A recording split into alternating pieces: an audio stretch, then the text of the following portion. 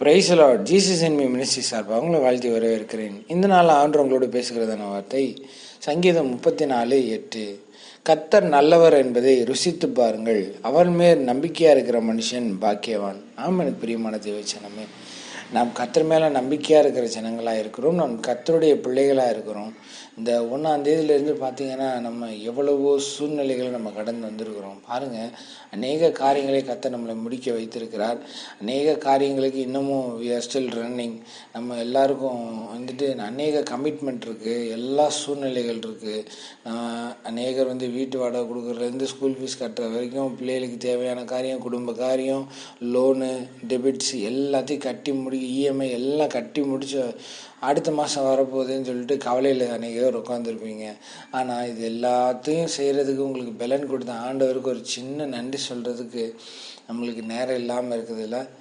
So கர்த்தர் நல்லவர் என்பதை ருசித்து பாருங்கள்னு சொன்னான் தாவீது. தன்னோட வாழ்க்கையில் நீங்கள் பாருங்கள், அவனை எல்லா சூழ்நிலைகள்லையும், அவனுக்கு ரொம்ப கஷ்டமான சூழ்நிலை தான், அவனுக்கு நெருக்கமான சூழ்நிலைகள்லாம் அதிகமாக வந்திருக்கு தான். அவங்க வாழ்ந்த காலகட்டத்தில் இருந்த நெருக்கங்கள்லாம் வேறு. நம்ம இருக்கிற காலகட்டத்தில் நம்ம அதில் கொஞ்சம் கூட நம்ம பார்க்கல. ஆனால் நம்மளுடைய வாழ்க்கையில் நம்ம எப்படி ஜெயிச்சுக்கிட்டே வரோன்றது நம்மளுக்கு ரொம்ப முக்கியம். பாருங்கள், ஒவ்வொரு நாளும் நம்ம படுக்கையில் தூங்கிட்டு திருப்பி எந்திரிக்கிறோம், அதுவே பெரிய கிருபை. ஏன்னா அந்த கிருபைகள் அநேகருக்கு இல்லை. கர்த்தருக்கு நன்றி அதுக்கே முதல்ல நம்ம நன்றி செலுத்தணும். நம்ம ஒவ்வொரு நாளும் நம்மளுடைய பாடி பார்ட்ஸ் கரெக்டாக ஆப்ரேட் ஆகுது. நமக்கு எந்த வித பலவீனமும் வராமல் இருக்குது. பலவீனம் வந்தாலும் கர்த்தர் அதை குணமாக்குறாரு. நம்ம செபத்தை கேட்டு நம்மளை குணமாக்குறாரு. அப்போ நம்ம நல்ல சாப்பாடு கொடுக்குறாரு, நல்ல ட்ரெஸ்ஸு கொடுக்குறாரு, மனுஷங்களோட இருதயத்தில் நம்மளுக்கு தயவு கிடைக்க பண்ணுறாரு. சொன்ன மாதிரி நம்ம வேலைக்கும் போயிடுறோம். போன இடத்துல டக்குன்னு நம்மளுக்கு வேலைகள் எல்லாம் டக்குன்னு முடியுது. இதெல்லாம் எப்படி நடக்குது? இதெல்லாம் ஆண்டவர் உங்களுக்கு உங்கள் கூட இருந்து அந்த ஒர்க்கில் உங்களுக்கு சப்போர்ட் பண்ணாமல் உங்களால் எந்த காரியத்தையும் சக்ஸஸ்ஃபுல்லாக கம்ப்ளீட் பண்ணி முடிச்சிருக்க முடியாது. ஆனால் நம்மளோட இருதயத்தில் என்ன, இதெல்லாம் ஒரு விஷயமா அப்படின்னு இருக்கோம். அந்த விஷயத்தை நீங்கள் கம்ப்ளீட் பண்ணுறதுக்கு உங்களுக்கு எவ்வளோ கிருபைகள் தேவைப்படும் தெரியுமா? அதை நீங்கள் செஞ்சு முடிக்கக்கூடாதுன்னு சத்துரு எவ்வளோ போராடுவான்னு தெரியுமா? எத்தனை மனுஷங்களை அவன் கிளப்பி விடுவான்னு உங்களுக்கு தெரியுமா? எத்தனை மனுஷங்களோட எண்ணங்களில் அப்படி ஒரு சிந்தியை கொடுக்கறது பார்க்கலாம் தெரியுமா? நீங்கள் ட்ராவல் பண்ணி போகும்போது உங்களை ஆக்சிடெண்ட்டில் தள்ளி விடணும்னு எத்தனை தடவை பார்த்துருக்கான் தெரியுமா?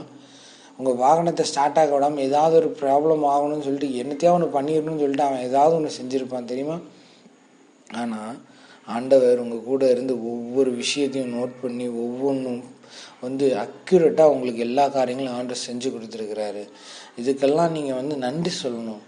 இந்த 30 நாள் நீங்கள் யோசிச்சு பாருங்கள். இந்த மாதத்தில் 1ஆம் தேதியிலேருந்து நீங்கள் எவ்வளோ கமிட்மெண்ட்ஸ் முடிச்சிருப்பீங்க, எவ்வளோ தூரத்துக்கு நீங்கள் பே பண்ணி முடிச்சிருப்பீங்க, எவ்வளோ தூரத்துக்கு உங்கள் குடும்ப தேவைகள் சந்திக்கப்பட்டிருக்கும். அன்னையிலேருந்து இன்றைக்கி வரைக்கும் ஒரு நாள் கூட நீங்கள் சாப்பிடாமல் இருந்தீங்கன்னு சொல்லுங்கள் பார்க்கலாம்.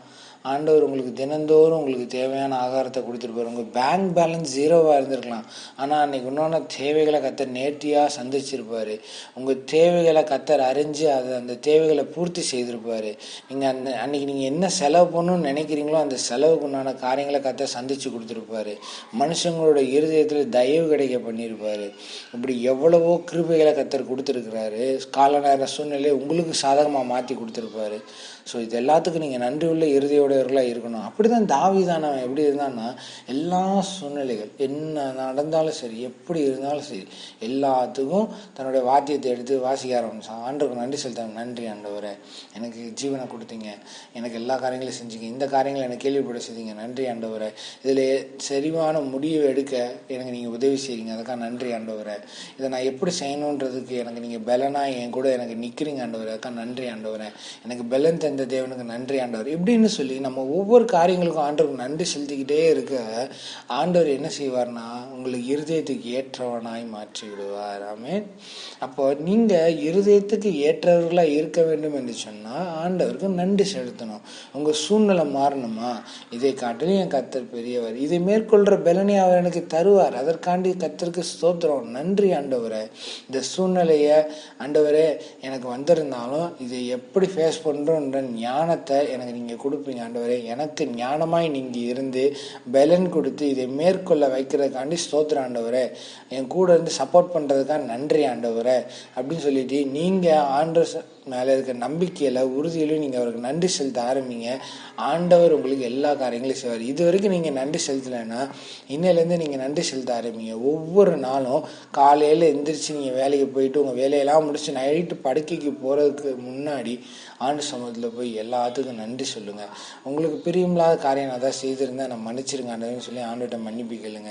நாளைக்கு அந்த தப்பை நான் செய்யாதபடிக்கு என்னை நீங்கள் கல்வி பாதுகாத்து கொள்ளுங்க. ஆண்டவரே, நான் எதுவும் உங்களுக்கு பிரியமில்லாத காரியங்கள் எதுவும் செய்யக்கூடாது, நீங்கள் எனக்கு வச்சிருக்க ஆசீர்வாதத்தை மட்டும் நான் பார்த்து ஓட கர்த்தர் எனக்கு உதவி செய்யுங்கன்னு சொல்லி ஜெபம் பண்ணுங்க.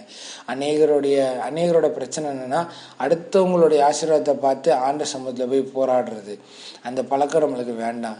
அநேகரோட ஆசீர்வாதத்தை சொல்லி நம்ம புலம்புறது, அந்த புலம்பலும் நம்மளுக்கு வேண்டாம். உங்களுக்கு என்ன வச்சிருக்காரோ அதை ஆண்டவர்கிட்ட கேட்டு அந்த விஷயங்களுக்கு ஆண்டவருக்கு நன்றி சொல்லுங்க. எனக்குன்னு நீர் நேர்த்தியான காரியங்களை நீர் நியமித்து வைத்திருக்காண்டி ஸ்தோத்திரம் ஆண்டவரேன்னு.